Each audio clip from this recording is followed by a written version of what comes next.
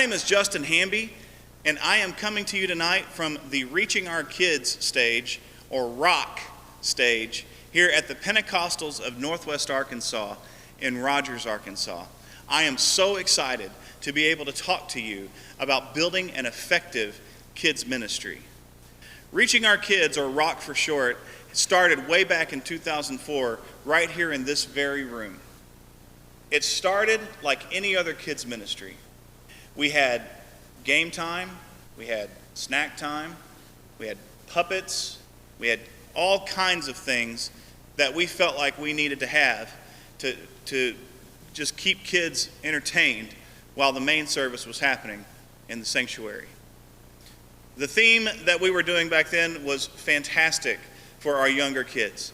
Our age range in ROC back then, as it is today, was 5 years old to 11 years old. What we found was working for our younger kids. Our 5, 6, 7, and 8-year-old kids, they loved coming into our kids ministry. Unfortunately, it was our older kids, our 9, 10, 11-year-olds, and those transitioning into our youth group that weren't really feeling what we were doing. They weren't engaged. They weren't involved. They were just there. I felt for those kids. I remember what it was like to be a 10-year-old and having to cater to the younger kids. And I remember wanting to be a big kid so bad and wanting to be recognized and respected as an older kid. But I was still a kid. And I was seen as a kid by the adults. And I felt at that time that we needed a shift in our kids' ministry. We weren't retaining them once they got to the youth group, and that was a problem. So I took over ROC in 2004. First thing that we did was we made a dynamic, exciting, engaging theme. I remember so vividly the theme that we did. It was called I Am a Soldier. And we did a military theme, and I was able to get costumes and uniforms donated from the local armory, and I was able to go and get some military themes and some muslin and all kinds of fabric that really brought it out, and some colored lights, and we really made a go of it. And I made some sound effects that sounded like a big battle was happening. And every message that we did was engaging and dynamic. We tried not to make it scary. We weren't always successful, but we were trotting into new territory. And one thing I do remember, we had kids that actually got the Holy Ghost in that theme early on.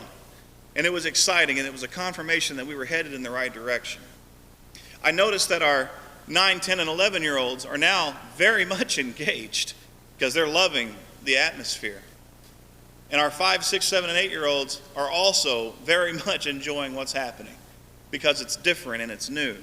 Over the next several years, we went with different themes. We went with what worked. We did superheroes, and we did video games, and we did pirates, and we did knights and princesses, and all the things that you do to change things up. We did a mad scientist theme for a while that went for quite a while because it was so popular, and we did many messages from that. And it worked. But we still had a problem. Even though our engagement was up, we were not retaining our kids after they transitioned into youth, and some even as they transitioned into college and into the adult class. This was a problem. I felt that some of those kids who grew into that and fell away was a direct result of what we were or were not doing in ROC, reaching our kids. So I did like any other children's pastor does. I started trying to pull those teenagers in, and we used them to do our motion songs, and we used them to do our games, and we used teenagers for everything. We used them as check-in specialists and door greeters and altar workers and all these things. Unfortunately, I have found, and I'm sure that many of you have found as well, that teenagers are a fantastic resource that you can never really get commitment from. We had such a difficult time getting teenagers to commit to serving in ROC, They love to serve the VBSs, and they love to serve the revivals. But when it came to the daily week in and week out type of work that children's ministry requires, it was very difficult to get them to commit. I remember one particular Wednesday night when it was time to make a change. And I felt like God directed this to happen. But I was ready to go it was a midweek service at that time. And it was a Wednesday night, and it was we had our service at 7 o'clock, and it was around 6 o'clock. I was driving to the church. And I had my oldest daughter in the car with me, Macy, and she was about 9 years old at the time. And I remember I got a phone call from one of my worship leaders, one of my teenagers that actually leads the worship and makes sure that the songs are in order and placed into ProPresenter and whatever else that we use. And she called me and she said, "Brother Justin, I hate to tell you this. College is overwhelming. I'm in finals. I'm not going to make it tonight. And I probably won't be able to make it for the foreseeable future." And this was a young lady who had been raised in rock ever since she was a little girl. And now she was in her teenager years and helping me out. And she was going to college her first year. I completely understood. I understand the pressures of school and making sure that she's got good grades and she's very successful today. But at the time, I was trying very hard to build a kids ministry. I was trying so hard to retain these kids and to retain these young people and these people that I loved and that I knew were worshipers. And I didn't want to lose that culture, and I didn't want to lose that worship. And so I remember thinking to myself, I said to her, "I understand completely. Have a great night. We'll catch up soon." I hung up the phone and I said, "Now what am I going to do?" And in my mind, I'm thinking, "Oh my goodness, this is a major failure. I'm never going to recover from this. This is not great. How in the world am I going to do rock all by myself?" My 9-year-old Macy was sitting next to me. She didn't hear all of that. All she heard me say was, "Now what am I going to do?" And she looked at me and she said, "I'll do it, Daddy." And I began to think, hang on a second. That's right, I could use kids for this. And sure enough, Macy led worship. And I told her before we started, I said, "Macy, okay, I'll let you do it, but you have to run it like a worship leader. You have to do it well. You can't just get up there and be funny. I need you to lead worship. I need you to show these kids high energy, and I need you to make sure that you get the songs to the projectionist, and I need to make sure that everything is in order and that we're not just doing goofy fun songs, but we're doing songs that are worshipful and can lead kids." And "Okay, Daddy, I know what to do. I know what to do." All right. And when I was teaching teenagers on how to do all this stuff, it always seemed like a struggle to get high energy. I just want you guys to bring energy up in here. I just need you to lead the kids, and whatever you put on the stage, they're going to give you back 50% in the floor, and I just need you to give 150% because we want it to be high energy and we want it to be exciting and we want it to be dynamic. And it was like always having to teach our teenagers this, constantly having to say, "This is what I want. This is what I want. This is what I want. This is what we need." But Macy got up on that stage after watching her daddy do kids' church all of her life, and she immediately knew what to do. She got up and she brought energy, and she said, "Who's ready to worship tonight?" And I immediately knew that this was the direction that God wanted me to go. It was around that time my wife and I, we were prayerfully considering starting a daughter work in conjunction with our church here. And we had helped home missions churches in the past. We had helped set up all their sound and all their lights and all their media and their microphones and branding and marketing and all these things and all the things that you do for a home missions church. And one of the most beautiful things that we learned at a home missions church is you got to use what you've got, and you've got to use who you've got. And that really stuck with us and really influenced our ministry. And I remember thinking, we can do this. We could start a church here. This would be great. We know what to do. My mother, who has been a huge influence to me in kids ministry my entire life, one night she said to me, she said, "Son, why don't you do for our church what you're wanting to do at a home missions church?" And I said, "Mom, I had a whole bunch of excuses. I said, there's no way that I could do what I want to do in this church, at a home missions church. This is an established church. There are people that have been in position in this church for 30 years. There are so many things that I'd have to overcome. I'm not the pastor here. I don't have any control. I don't have this, I don't have that. I can't. And I was coming up with all these excuses. And she said, you have a Wednesday night kids service that you can do anything you want in. You have our complete support. Why don't you try that? And I got to thinking about it, and I got to looking at our space, and I said, we have all the things that we need to start a church right here in our church. We've got sound, we've got lights, we've got media, we've got a beautiful room. At that time, we didn't even have a stage, but we were getting one. We've got chairs. We've got all the things that we need to start a church within our church. The only thing that I had that was different was it was a church filled with kids. Now, following the rules of you have to use whoever you have at a home missions church, that means that I've got to have kids run the kids' church. So, I got to looking at it again. I spread out the plan and I said, okay, I'm going to need a worship leader, which I had. I'm going to need a praise team. I'm going to need a sound, lights, media, altar workers, door greeters, ushers, kids to help me with my costumes, kids to help me with my props, kids to help me with my messages, kids to run cameras if we ever go to live stream, kids to run that camera setup. And guess what? That's what ended up happening. We began to give jobs to every kid that would come to Rock. And it started, it was not easy. I'll just be honest. It wasn't easy. But we tapped into something unique. We tapped into discipleship for kids. We were able to give every age group a job. I want to break that down on what that looked like.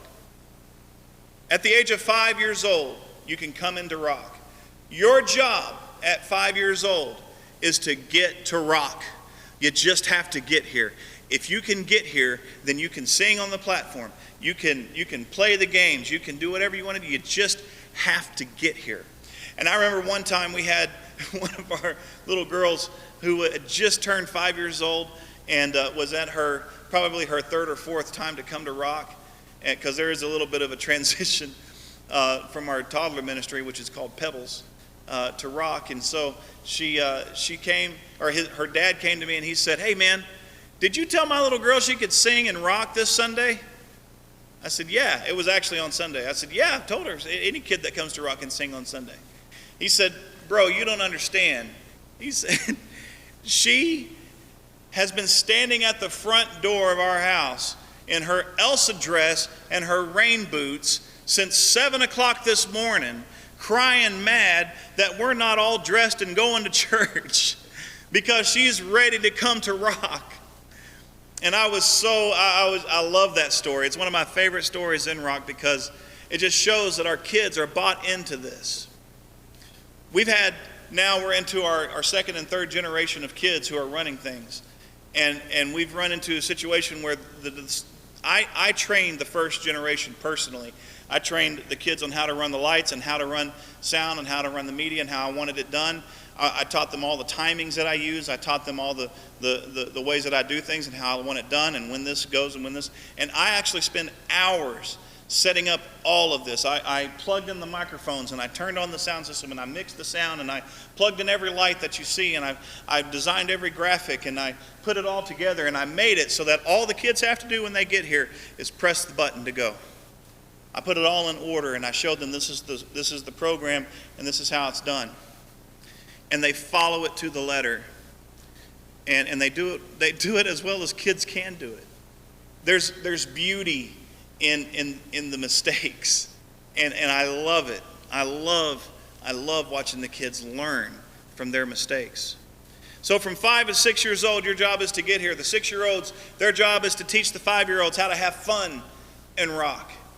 At 7 years old, your job is to help them learn all the games. At 8 years old, you can start being one of the worship leaders. At 9, 10, 11 years old, you become part of our leadership staff, and you help with altar workers and door greeters and running our sound, lights, media, and all the other things, and teaching each other. And we learned that over time, our 11-year-olds, as they begin to transition into the youth, now, instead of having a youth group that just wasn't engaged and wasn't really feeling it, now we're 2 and 3 generations deep into this. Now we've got teenagers who are leading worship and who are working in our sound booth and are working in our media team and working cameras and doing all the things that they have done in kids' church since they were little. And during COVID, I remember one time our praise leader, our worship leader for our main sanctuary, she said, "We don't have any help. Everyone's gone. They're all staying at home. What do we do?"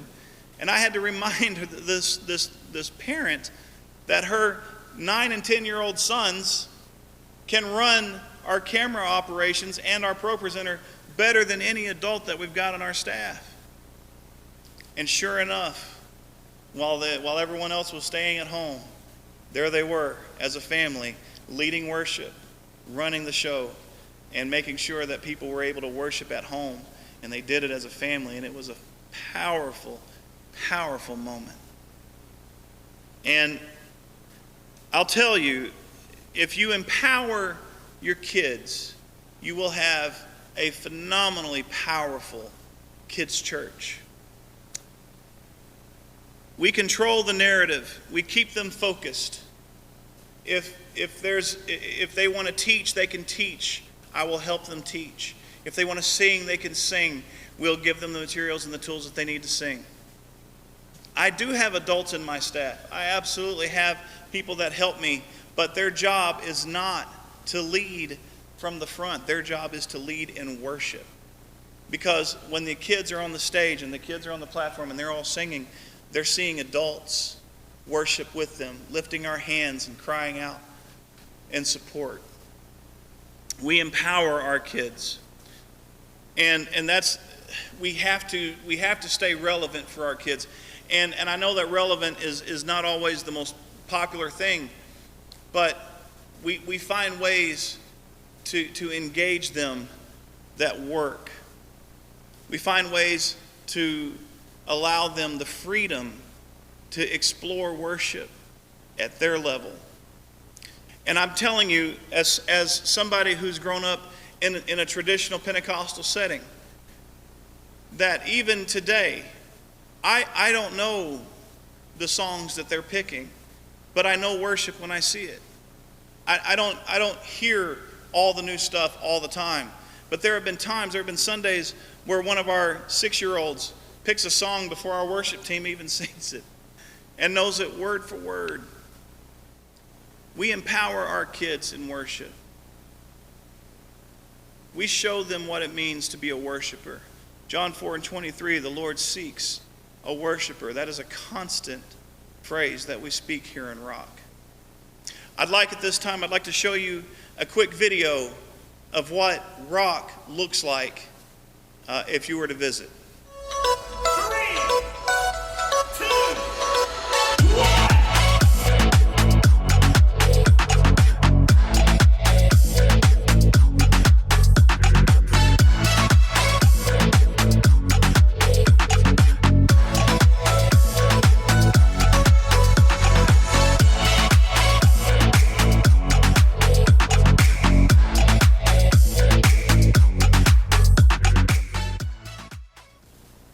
Wasn't that awesome? We have had some incredible moments in Rock.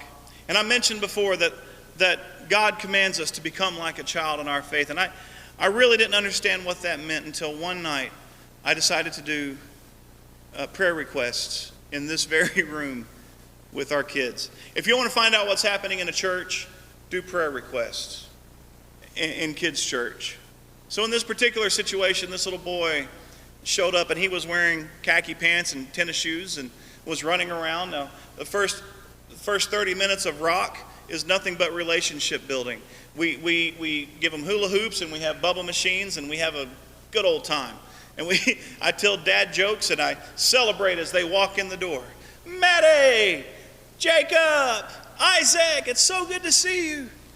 This is the culture that we're trying to build. But I remember this one little boy, he came to Rock. It was his first time ever. And he sat down right over here on the front row. And I remember we did prayer requests, and I made my way down the aisle, and it was pray for my goldfish. Well, what's wrong with your goldfish, sweetie? And he died. Oh my goodness. I'll do my best. And it was one thing after another. It was hilarious, and it was funny, and that's why you do, you want the kids to learn how to pray, but my goodness, it's hard to keep a straight face with some of it. So this little boy, he said to me, I want God to heal my leg. And I looked down, and he was wearing pants, and he had shoes on, and I thought, it's a miracle. His leg is healed. I said, what's wrong with your leg, buddy? He said, it's gone. I looked down and I counted 2 of them. I said, oh my goodness, it's a miracle. And I said, somebody help me out here. What's he asking? I thought maybe he'd skin his knee or something. And his sister happened to be sitting in the back, and she said, he's got a prosthetic from the knee down.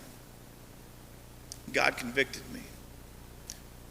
And I knelt down to that little boy and I said, buddy, do you believe God can heal your leg? Yep.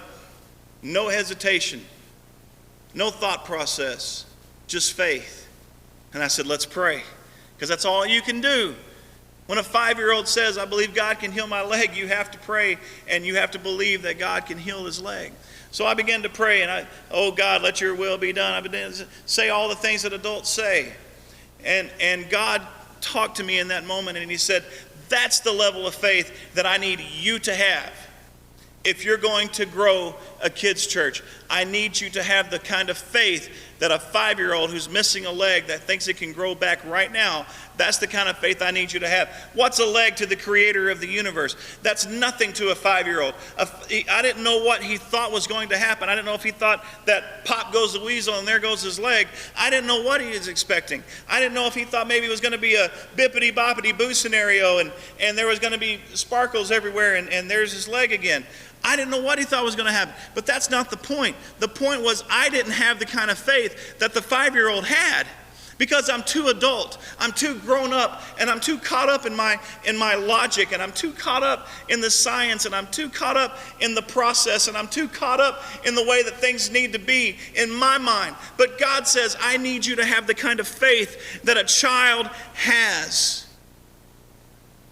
I need you to be able to praise with the innocence of a child. I need you to be able to worship the way that an innocent child knows how to worship. Get away from your flesh. Get away from your heaviness. Get away from your sin. Let it all go and just trust me.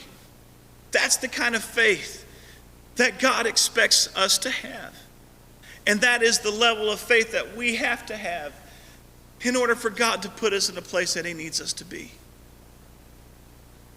We have had some phenomenal altar calls in Rock, and it's been led by 5-year-olds. It starts with praise, but it ends in an altar. We have got to get to a place where we trust the praise of our children. If you want to build an effective kids ministry, you have got to empower your kids. Use your kids to run the kids' church. Stop worrying about process and stop worrying about timing and stop worrying about all these things and motion songs and all these other things. Stop worrying about it. Let the kids work it out. Let the kids run the kids' church. And I assure you, I promise you, you will experience a revival the likes of which you will not believe, but it will come from God. He will absolutely bless your church. Thank you so much for your time tonight. And I hope that this video has blessed you. And I hope that I can see you soon. I'd love to come and visit your church and tell you all about Rock. God bless you.